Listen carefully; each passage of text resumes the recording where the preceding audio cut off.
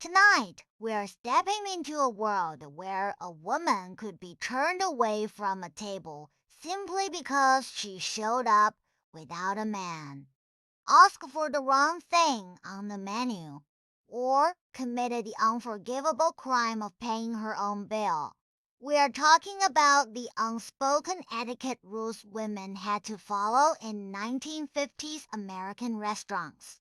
Not the fun, retro milkshake and chrome kind of 50s, the real 50s, where a hostess could legally refuse to seat you if you did not have a male escort, where ordering the wrong dish marked you as suspiciously unfeminine, and where simply walking through the wrong door could ruin your reputation before you had even looked at the menu.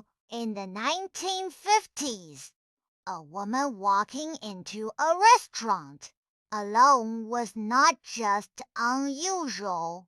In many establishments, it was grounds for being quietly, politely, and firmly turned away at the door. The social rule was simple and completely maddening. A respectable woman required a male companion to be seated at most upscale and mid-range restaurants. She was not being rude. She was not causing trouble. She simply existed without a man attached to her arm, and that apparently was a problem that needed solving before anyone could look at a menu. The rule was not written down anywhere official. There was no laminated sign near the hostess stand. It did not need to be written down. It lived in the training given to hostesses, in the knowing look passed between staff, in the smooth, apologetic tone used to explain that the restaurant was fully booked this evening, even when you could clearly see empty tables. The reasoning, as far as reasoning existed, was rooted in the idea that a woman dining alone signaled one of several concerning possibilities. She was waiting for a man who had not arrived yet, in which case she should wait near the door like a sensible person. She was a working woman eating on her lunch break, in which case she belonged at a counter establishment, not here. Or, and this was the one nobody said out loud, she was a woman of questionable reputation. It is genuinely impressive how much moral weight a single woman in a breadbasket could carry in 1953. This was not a fringe policy. It was common enough that women navigated around it as a matter of routine. You planned ahead. You brought someone. If you needed to eat alone, you learned which restaurants were lenient and which ones would send you gently back out into the street. You developed essentially a mental map of where your existence was tolerated at meal times. It was not just about being seated. In a surprising number of restaurants, there were separate entrances entirely, one for men or couples, and another discreetly tucked to the side or around the back for women dining alone or in female groups. The side entrance was not posted with a sign that said anything embarrassing. It did not have to. Every woman knew which door was hers. The physical experience of the side entrance was exactly as demoralizing as it sounds. You arrived at a restaurant for a birthday lunch, a celebratory dinner, a professional meeting, and you walked around the building. You found a door that was narrower, less decorated, and positioned So it was absolutely clear. This entrance was an afterthought. Some establishments paired the side entrance with a separate dining area, a ladies' section tucked away from the main room, which could feel either like a privilege or a quarantine, depending on how you chose to look at it. The tables were often smaller. The lighting was sometimes nicer, which women's magazines cited as a deliberate amenity. You were given a pleasant corner in which to be invisible, and you were expected to appreciate the lighting. The logic offered in defense of all this was paternalistic to a degree that is almost beautiful in its consistency. Women were being spared. The argument went from the discomfort of navigating a busy main entrance full of businessmen. What it actually communicated with total efficiency was that the default human being the restaurant was designed for was male, and that women were accommodated guests rather than primary customers. The side entrance was architecture making a social argument, and like most architectural arguments, it was extremely hard to counter because it existed in 3 dimensions and had a doorknob. Here is a thing that was real and that happened. Many fine dining establishments printed 2 versions of the menu. The gentleman's menu listed prices next to each item. The ladies' menu did not. The reasoning delivered with a completely straight face by the hospitality industry was that a woman should not have to worry about cost when she was a guest. She should simply order what she liked and allow the man to handle the unpleasant business of money. What it actually meant was that a woman had no way of knowing what anything cost, which made it nearly impossible for her to pay her own bill, even if she wanted to. The menu without prices was sometimes called the companion menu, and it was produced and distributed with complete sincerity. Designers worked on it. Printers printed it. Hostesses distributed it to women as a matter of standard procedure, and in many establishments, nobody on staff found this remotely unusual because it had simply always been done this way, which is how most terrible ideas survive long past the point where someone should have asked a question from the woman's perspective. Eating from a priceless menu created a specific psychological dynamic at the table. You could not self-regulate based on cost. You could not choose the less expensive option to be considerate of whoever was paying.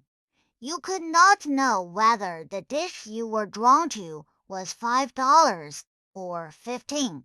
You were, in the most literal sense, financially in the dark, which meant you were financially dependent on the man across the table from you in a way that the restaurant had deliberately engineered before you had taken off your coat.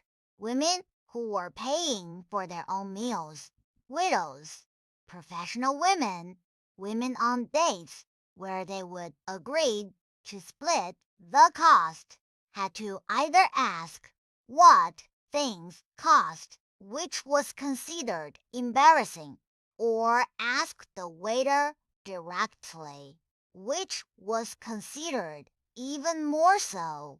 Some women simply guessed based on the relative positioning of dishes on the menu. It was a guessing game with a bill at the end, even with a menu in hand. A woman's choices were quietly governed by an invisible social contract around femininity and appetite. Ordering a large steak was considered unfeminine. Ordering seconds was worse. The acceptable feminine meal leaned towards something light, a chicken dish, a small salad, a delicate piece of fish. Soup was acceptable. A massive slab of prime rib eaten enthusiastically in public was the kind of thing that got you described as a lot by the women at the next table and interesting by their husbands. The rules around what a woman ordered were never written down with quite the directness they deserved. Instead, they were communicated through a system of implication. Example, and the quiet but unmistakable social feedback that came from ordering wrong. A woman who ordered enthusiastically, who chose the largest item, who finished everything on her plate and looked around for more, was advertising a lack of restraint, a failure to perform the delicacy that femininity required. Salad occupied a particular place in the feminine ordering hierarchy.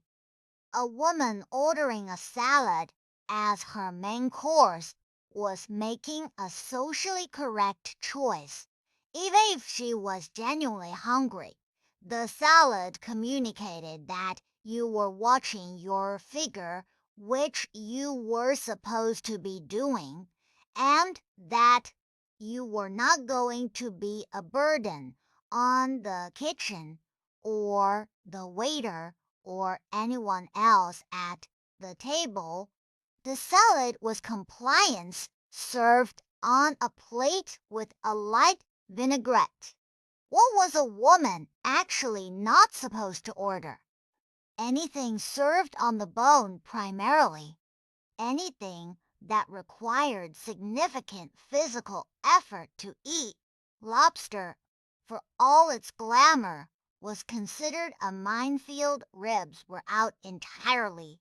The irony is that the women navigating these rules at restaurant tables were often the same women doing all the household cooking, planning menus, managing budgets, feeding families. They knew exactly what food was and what it cost. But in public, they ordered the chicken and left half of it and said they were not very hungry. And then they went home and cooked dinner for 6 people. A woman attempting to pay her own restaurant bill in the 1950s was not just unusual. It was in many social circles actively mortifying for everyone involved. The waiter would typically present the check to the man at the table, regardless of who had ordered, regardless of who had suggested the restaurant, and regardless of who had more money. If a woman tried to intercept the bill, she risked embarrassing her companion, confusing the staff, and generating the kind of low-level social scandal that traveled fast in polite company. It did not matter if the woman was his employer. It did not matter if she had organized a meal specifically to discuss business for which she was paying. The check went to him because the check went to him. Women who needed to pay developed work around. The most elegant was to excuse yourself to the powder room near the end of the meal. Intercept the waiter quietly on the way back, and arrange payment in advance like a small covert operation. But it worked. The check never appeared at the table, and the waiter simply nodded, and nobody had to have a conversation about it. So there it is, the unspoken rules that governed something as basic as a woman eating a meal in public being turned away without a man entering through the side door, holding a menu without prices, ordering the chicken instead of the steak because hunger was unfeminine, sneaking your own payment to the waiter like a spy handing off documents. None of this was ancient history. This was your grandmother's world. Your mother grew up in this, and the women who pushed back, who walked past the hostess stand and seated themselves, who demanded to know the price, who ordered the steak anyway, who reached for the check. They were not revolutionaries. They were just hungry women who wanted lunch. But every small act of defiance, every salad declined, every side entrance refused, every bill quietly claimed, was a crack in a system designed to keep women small, quiet, and dependent. The next time you sit down at a restaurant, order whatever you want and pay for it yourself. Remember that this simple freedom was hard won and it deserves to be savored